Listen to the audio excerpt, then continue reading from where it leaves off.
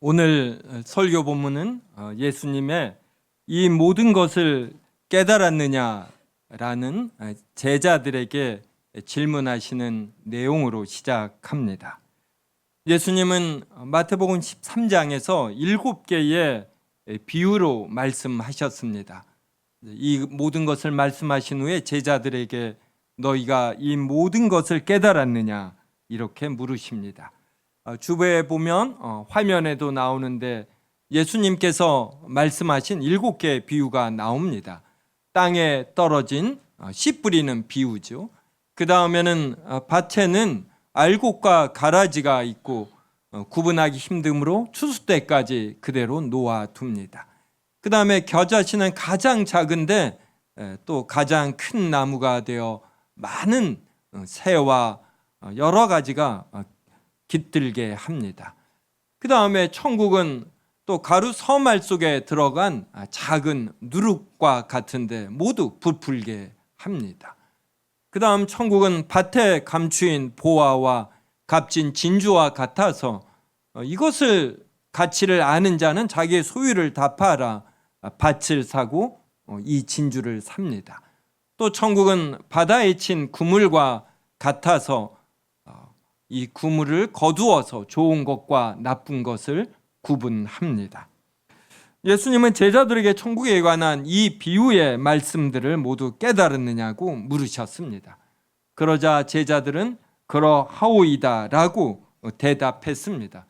여기서 깨달았다라는 것은 이 비유를 단지 지식적으로 이해했다라는 것이 아니라 이 비유들이 의미하는 본 의미를 깊이 마음에 새기고 그래서 자신들도 많은 것을 바쳐 이 보화와 진주를 산다 이러한 의미입니다. 예수님께서는 이렇게 말씀하신 후에 52절에서 이렇게 말씀하십니다.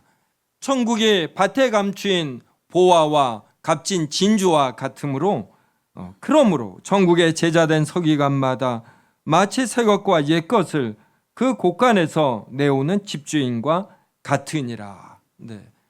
집주인은 곳간에 많은 것을 보관합니다. 오래전에 구입한 것, 또 새로이 구입한 것. 근데 이 모든 것은 집안 사람을 위한 것이에요. 요리를 할 때 이 곳간에 있는 좋은 것들을 가져다가 또 손님이 왔을 때 또 가족의 구성원에게 어떤 재정적 필요가 있을 때 곳간에 있는 오래된 것이든 새 것이든 무엇이든 다 활용해서 집안을 위롭게 합니다. 그러듯 천국의 제자된 서기관은 예수님 당시의 서기관들과 다릅니다. 예수님 당시의 서기관은 하나님의 말씀을 맡아 가르치는 자임에도 불구하고 자신들의 사적 이익, 자신들의 이 기득권을 유지하는데 이 하나님의 말씀을 사용했어요. 그러니까 어떤 부분적인 문장을 자신의 필요를 위해 사용했습니다.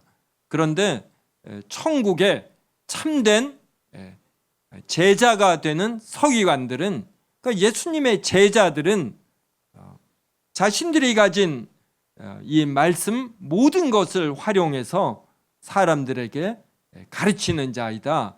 이렇게 예수님이 말씀하십니다. 그만큼 하나님의 말씀, 예수님이 들려주시는 복음은 가장 가치가 있는 것들이에요. 그래서 선생된 자마다 자신이 배운 것, 들은 것, 인생을 통해 깨달은 것들을 모두 다 활용해서 사람들에게 하나님의 진리와 영광을 전해야 합니다.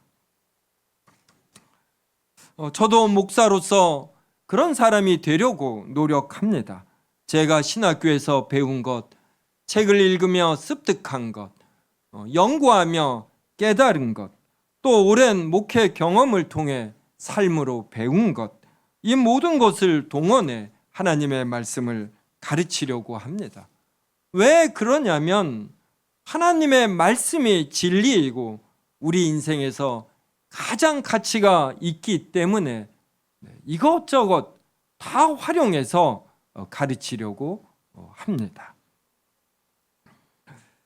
그러므로 우리 오늘 예배에 참여한 분들도 이렇게 살펴봐야지 돼요. 나는 하나님의 말씀을 정말 깨닫고 있고, 그래서 이 말씀에 좋은 것들을 내가 실천하며 사람들에게 전하려고 하는가? 예수님의 이런 참된 제자된 서기관들은 이것을 깨닫고 이제 그렇게 살았습니다. 우리가 예수님의 12 사도를 알고 그리고 사도 바울을 알지 않습니까? 그런데 예수님의 고향 사람들은 예수님의 진리된 말씀을 듣고도 이렇게 살지 못했습니다. 예수님께서 이런 비유의 말씀을 하신 후 고향 나사렛에 가서 회당에서 가르치셨습니다. 사람들이 예수님의 지혜와 능력을 보고 처음에는 놀랐습니다. 그래서 이 사람의 이 지혜와 이런 능력이 어디서 났느냐 이렇게 표현했습니다. 하지만 이 놀라움은 바로 비아냥과 불신으로 바뀌었습니다. 55절과 56절 보십시오. 이는 그 목수의 아들이 아니냐? 그 어머니는 마리아, 그 형제들은 야고보, 요셉, 시몬, 유다라 하지 않느냐? 그 누이들은 다 우리와 함께 있지 아니하냐? 그런즉 이 사람의 이 모든 것이 어디서 났느냐? 이들은 예수님의 말씀을 듣고 놀라고, 그 다음부터는 이 놀라움으로 자신이 알고 있는 것들을 이렇게 바꿔가야지 돼요. 자리 조정을 해야지 되는 것입니다. 그래야 예수님께 들은 말씀이 마음에 이제 깊이 들어갑니다. 그런데 이때부터 예수님의 신분, 예수님의 가족이 어떤 배경이고 예수님의 아버지가 목수라는, 그래서 예수님은 높은 고학력자가 아니고 좋은 스승에게 배운 자가 아니고, 그래서 그가 전한 것에 선한 것이 있을 리가 없다. 이렇게 생각하면 안 돼. 이렇게 생각하는 순간에 사탄이 와서 이 마음에 뿌려진 말씀을 모두 다 채 가버리는 것입니다. 밭에 뿌려진 씨앗의 비유에서 이제 첫 번째 이 길가에 떨어진 씨가 바로 예수님의 고향 마을 사람들이 되기 쉬운 것입니다. 이것이 사람의 큰 문제입니다. 진리를 말하는 사람의 내용보다 이 진리를 전하는 메신저의 출신 배경을 보는 것, 그가 나의 동지인가, 나와 같은 입장인가, 다른 입장인가에 따라 이 메시지까지 선입관을 갖고 보는 것, 이게 사람의 문제입니다. 그래서 예수님의 고향 마을 사람들은 지금도 이런 일반적인 사람들을 대변하는 것이에요. 우리가 성경에 의거하여 진리를 전할 때 얼마나 많은 이들이 자신들이 알고 있는 것으로 재단하는지 모릅니다. 다른 곳에도 이러한 진리가 있다라고 여기고 너희들만 있는 것이 아니고 교회에만, 기독교에만 진리가 있지 아니하고 교회와 기독교에 있는 부정부패와 부족함을 말하며 자신들이 갖고 있는 생각, 삶의 방식에도 깊은 의미와 가치가 있다라고 여깁니다. 그래서 57절을 보면 이들은 예수님을 배척했습니다. 이 배척이 얼마나 강하였던지 예수님은 선지자가 자기 고향과 자기 집 외에서는 존경을 받지 않음이 없느니라고 말씀하셨습니다. 그러니까 사람들은 자신의 익숙한 것, 여기에 갇혀서 진리를 보지 못하는 것이에요. 그래서 우리가 이런 말씀을 보면서 누가 무슨 말을 하면은 이 말이 옳은지를 이렇게 진지하게 따져보려는 이러한 겸손함, 낮아짐이 있어야지 됩니다. 그리고 직관적으로, 본능적으로 우리가 어떠한 소리를 들을 때, 말씀을 들을 때 이것이 진리의 편인지 진리에 속한 것인지 이것을 구분하는 이러한 직관력이 있어야지 돼요. 그리고 이러한 직관력은 평상시에 삶의 태도로 형성이 됩니다. 매 순간 늘 이런 옳은 것을 추구하고 하나님의 진리를 더 알려고 하고 하나님의 영광에 속한 것이라면 자신의 영광을 기꺼이 내려놓으려고 할 때, 이것이 쌓일 때 이 분별력도 생기는 것이에요. 그래서 예수님의 고향 사람들은 예수님의 말씀을 들을 때 그날 컨디션이 좋지 않아서 예수님을 배척한 것이 아니라 그들이 살아온 이러한 삶의 총체적 모습의 결과로 하나님의 진리와 영광보다 자신들의 안위, 자신들의 일상, 자신들이 세운 어떤 기득권의 질서, 이러한 것이 더 좋은 것이었습니다. 그래서 예수님은 마태복음 7장 6절에 나오는 거룩한 것을 개에게 주지 말며 너희 진주를 돼지 앞에 던지지 말라는 말씀처럼 고향 사람들에게 말씀과 능력이라는 선물을 더 주시지 않았습니다. 이것은 이들이 예수님의 말씀을 듣고 능력을 보고도 이것을 가치 있게 받아들이지 않고 자신들도 예수님의 말씀을 듣고 능력을 체험했다. 그럼에도 여기에 참된 진리와 능력이 없다라고 판단하여 예수님을 믿지 않는 것이다. 이러한 식으로 논리를 전개해 나갑니다. 그러니까 개에게, 돼지에게 진주와 귀중한 것을 던지면 이것을 발로 밟고 그리고 던진 자를 오히려 상하게 하지 않습니까? 예수님의 고향 사람들이 이렇게 완악한 것이고, 그리고 이것은 지금도 세상 사람들이 이렇게 완악하다라는 것, 이것을 보여주고, 그리고 우리도 깊이 정신 차리지 않으면 이러한 모습이 자주 우리에게서도 나타납니다.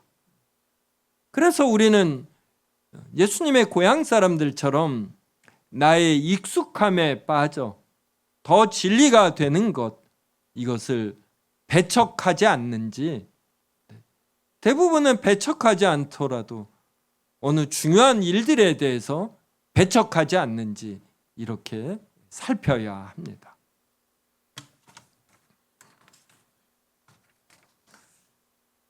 지금까지 마태복음 13장을 살펴보았고, 이 마태복음 14장에는 예수님의 고향 사람들보다 더 완악한, 더 강팍한 자들이 나옵니다. 바로 분봉왕 헤롯과 그리고 그의 아내와 그의 아내의 딸의 딸입니다. 마태복음 14장 1절부터 11절까지 저와 한 절씩 읽겠습니다. 그때 분봉왕 헤롯이 예수의 소문을 듣고 그들에게 이르되 이는 세례 요한이라 그가 죽은 자 가운데서 살아났으니 그러므로 이런 능력이 그 속에서 역사하는도다 하더라. 전에 헤롯이 그 동생 빌립의 아내 헤로디아의 일로 요한을 잡아 결박하여 옥에 가두었으니 이는 요한이 헤롯에게 말하되 당신이 그 여자를 차지한 것이 옳지 않다 하였습니다. 헤롯이 요한을 죽이려 하되 무리가 그를 선지자로 여김으로 그들을 두려워하더니 마침 헤롯의 생일이 되어 헤로디아의 딸이 연석 가운데서 춤을 추어 헤롯을 기쁘게 하니 헤롯이 맹세로 그에게 무엇이든지 달라는 대로 주겠다고 약속하거늘 그가 제 어머니의 침을 들고 이르되 세례 요한의 머리를 소반에 얹어 여기서 내게 주소서 하니 왕이 근심하나 자기가 맹세한 것과 그 함께 앉은 사람들 때문에 주라 명하고 사람을 보내어 옥에서 요한의 목을 베어 같이 읽습니다. 그 머리를 소반에 얹어서 그 소녀에게 주니 그가 자기 어머니에게로 가져가니라. 참 잔인하지요. 어떻게 사람 목을 소반에 얹어서 달라고 하고 또 실제로 그렇게 행하고 또 그것을 받아서 자기 어머니에게로 가져가고, 참 잔인하죠. 어떻게 이럴 수 있나 이런 생각이 듭니다. 그런데 이럴 수 있어요. 그래서 사람은 자기가 이렇게 사용할 수 있는 절제하며 그리고 하나님의 질서, 말씀에 따라 사용할 수 있는 만큼의 칼을 갖는 게 좋습니다. 더 큰 칼을 가지면은 이것을 휘둘러요. 그래서 무고한 사람을 상하게 합니다. 그래서 사람은 자신의 인격과 능력을 알고 그것에 맞는 자리, 신분만큼 올라가고 권력과 돈을 갖는 것이 좋습니다. 이 돈과 권력 그리고 명예라는 것은 굉장히 자극적인 것이에요.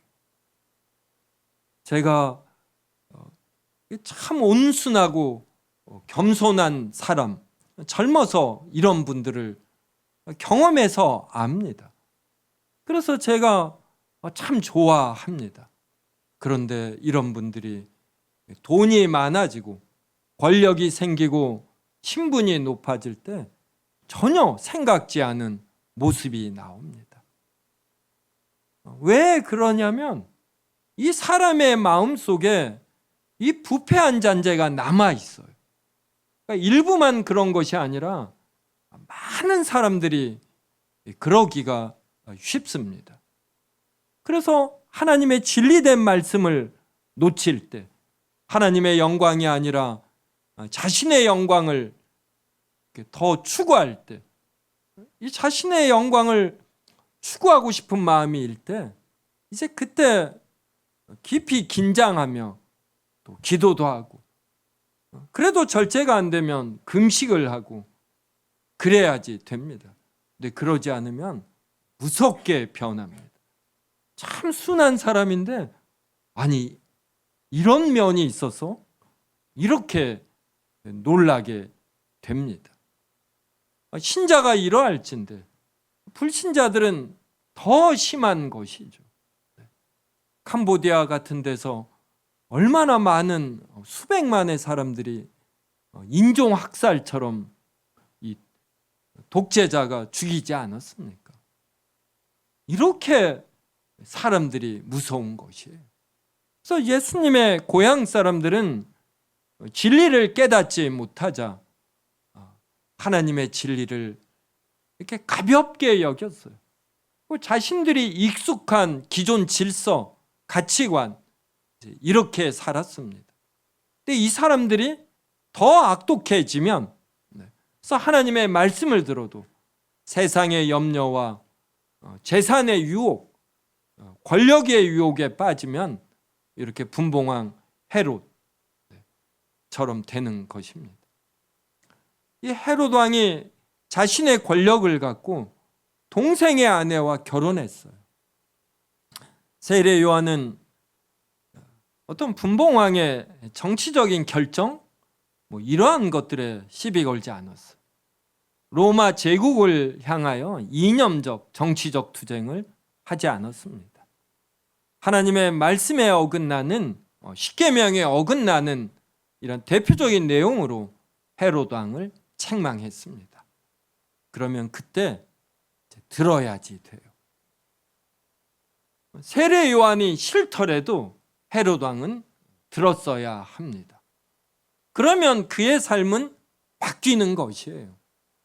그러니까 누가 권면을 할 때 이걸 듣는 귀가 있는가, 이게 얼마나 중요한지 알죠. 이게 또 학습 능력입니다. 이것은 고학력인가 이거와 전혀 상관이 없어요. 오히려 고학력자일수록, 높은 신분을 경험한 자일수록 자신이 잘 안다라는 이런 잘못된 확신에 빠져서 이 옳은 소리를 안 들을 수가 있는 것입니다. 그래서 분봉왕 헤롯은 세례 요한의 권면을 듣지 않고 그를 감옥에 가두고, 그다음에 그의 생일날 자신의 아내의 딸이 춤을 추어 기쁘게 했습니다. 그게 기쁨은 얼마나 기뻐요. 그럼 모든 청을 들어주겠다. 그러자 이 소녀가 자기 어머니의 시킴을 따라 세례 요한의 목을 달라고 합니다. 그때 맹세했을지라도 잘못된 맹세를 했으므로 하나님 앞에서 이거를 미뤄야지 돼요. 거둬들여야 합니다. 그런데 자신의 맹세함을 인해서 지켜보는 사람들을 인해서 세례 요한의 목을 팹니다. 성도 여러분, 사람들은 우리 각자에게 별 관심이 없어요. 헤롯이 그때 자신의 맹세를 거둬들여도 이것을 지켜본 사람들이 그날은 헤롯이 맹세를 거두었다고 비난할지 몰라도 오래 가지 않습니다. 그래서 우리는 남의 눈총 채면 이것보다 무엇이 옳은가 이걸 생각해야지. 로켓을 하늘을 향하여 쏘아 올립니다. 지구의 중력을 박차고 올라가지요. 힘차게 올라갑니다. 하지만 결국 중력의 힘에 의해서 떨어지는 것이. 그래서 가장 무서운 것이 진리입니다. 우리는 진리를 거슬려 아무것도 할 수 없어요. 내가 나의 자리와 돈과 어떤 권력, 나이를 인해서 누구와의 논쟁에서 이렇게 억압시킵니다. 그런데 진리의 소리는 거리에서 외칩니다. 그리고 자신의 마음속에서 10년, 20년을 두고 외쳐요. 그래서 양심에 깨어 있으면 어느 날 20년이 흘러서 잠을 잘 때 잠이 안 오는 날 이게 생각이 납니다. 이게 생각나는 사람은 양심이 살아있는 것이죠. 그래서 저는 누구와 논쟁할 때 최대한 흥분 안 하려고 합니다. 흥분을 해서 잘못된 주장을 하면 한 만큼 나중에 이것을 번복할 때 정말 쑥스럽더라고요. 이런 경험이 있어요. 그래서 하나님의 말씀에 의거해서 무엇이 진리인가 이걸 생각하려고 합니다. 상대방이 강하게 주장하면 들어보려고 해요. 그리고 그 자리에서 승부 안 내도 됩니다.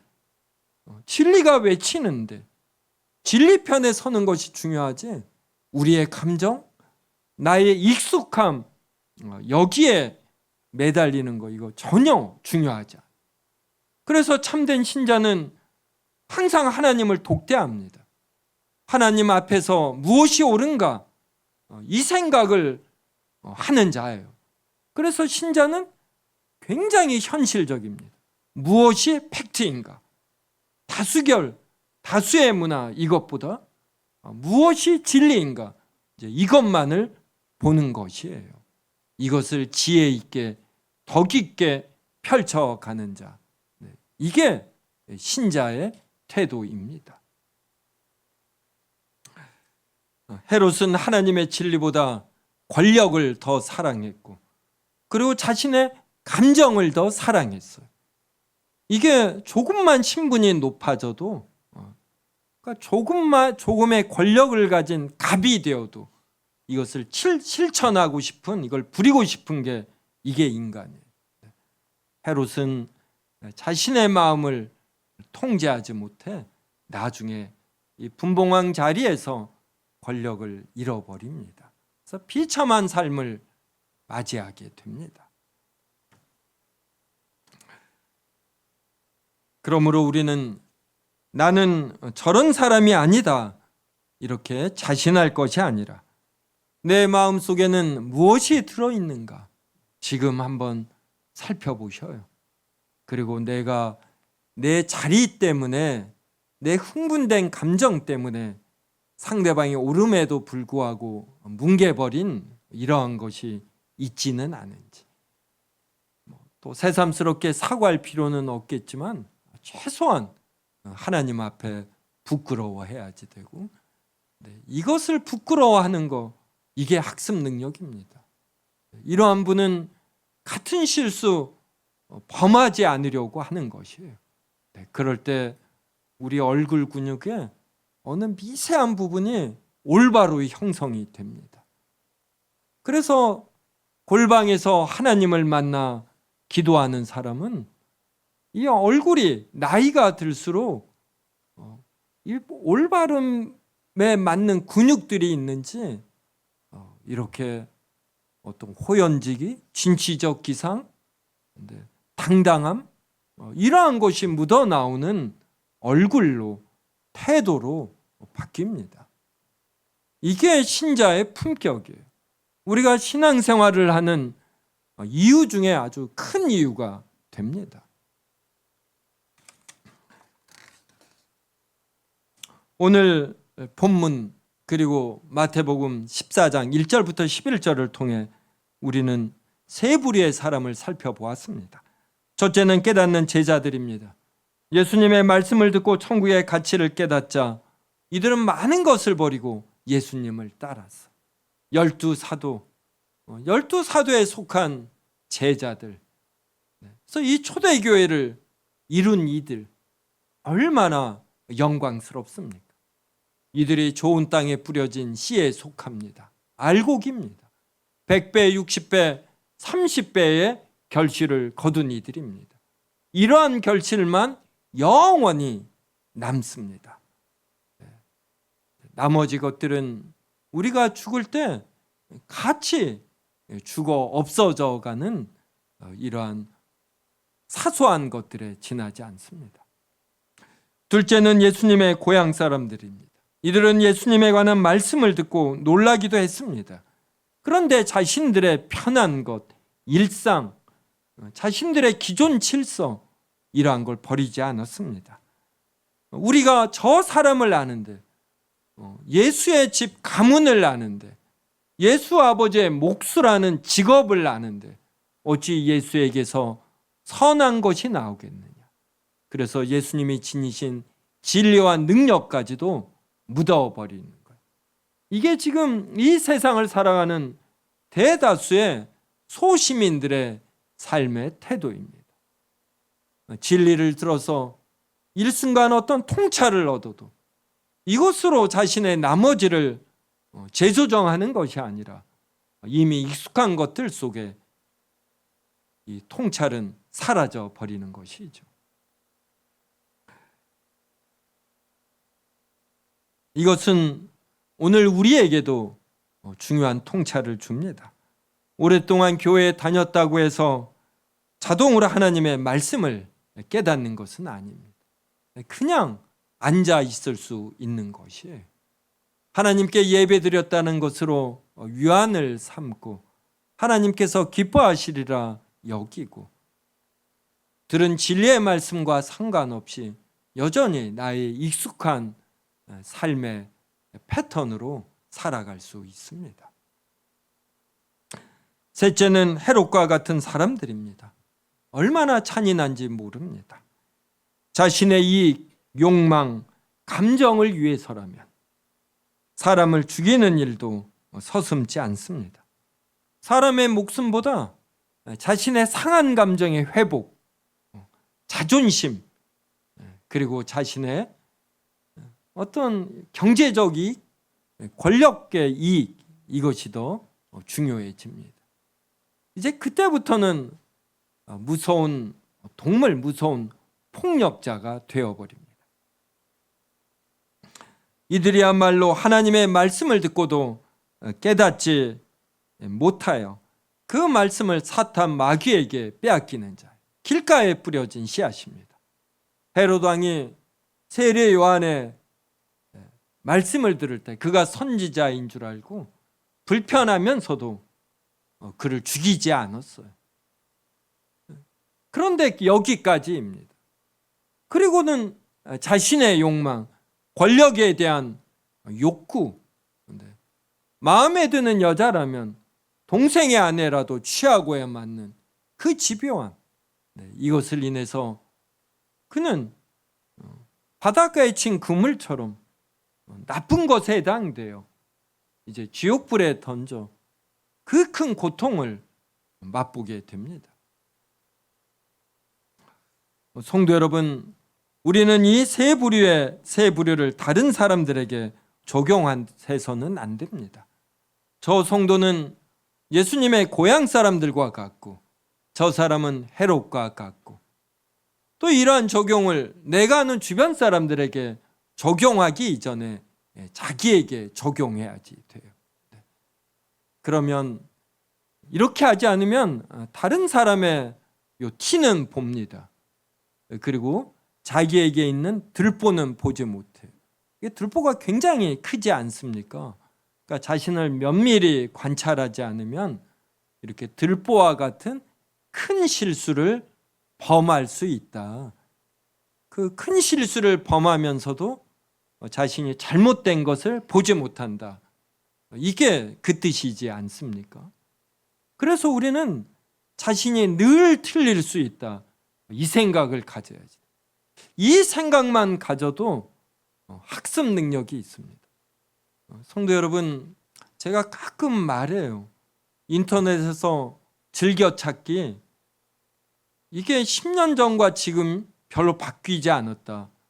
그럼 자기를 이렇게 이거 위기다 이러면서 살펴야지. 자신이 더 향상하지 않은 것입니다. 자신의 잘못의 패턴 속에 계속 갇힐 수가 있는 것이에요. 그래서 자신을 객관적으로 살피기 위해서 여러 사람에게 의도적으로 물어볼 필요도 있고, 그러면서 자신을 점검해 나가야지 됩니다. 오늘 이런 설교 말씀을 들으며 내가 예수님의 고향 사람들인지, 헤롯과 그의 아내와 그녀의 딸에 속하는지, 이렇게 한번 아주 날카롭게 적용해 보는 것입니다. 이제 그때야 보이는 것이에요. 자기가 자신의 이 틀린 부분, 부족한 부분만 알아도 우리는 향상할 여지가 얼마나 큰지 모릅니다. 좋은 음악가는 듣는 귀가 있어야 되지 않습니까? 음정이 정확한지, 또 감성적으로 영적으로 어떠한 소리가 좋은지, 이렇게 어떤 테크닉으로만 소리를 분별해서도 안 돼. 이렇게 좋은 감정이 뭔지 알고 여기에 맞는 소리가 무엇인지 이걸 분별해야지 돼요. 신자는 무엇이 하나님의 진리인지, 무엇을 하나님께서 기뻐하시는지 이것을 듣는 귀가 있어야지. 이것을 직관으로 알아야지 됩니다. 무엇을 알매 있어서 순간의 판단이 중요하죠. 그 다음서부터는 자신이 내린 판단을 이렇게 백업하잖아요. 온갖 정보를 동원해서.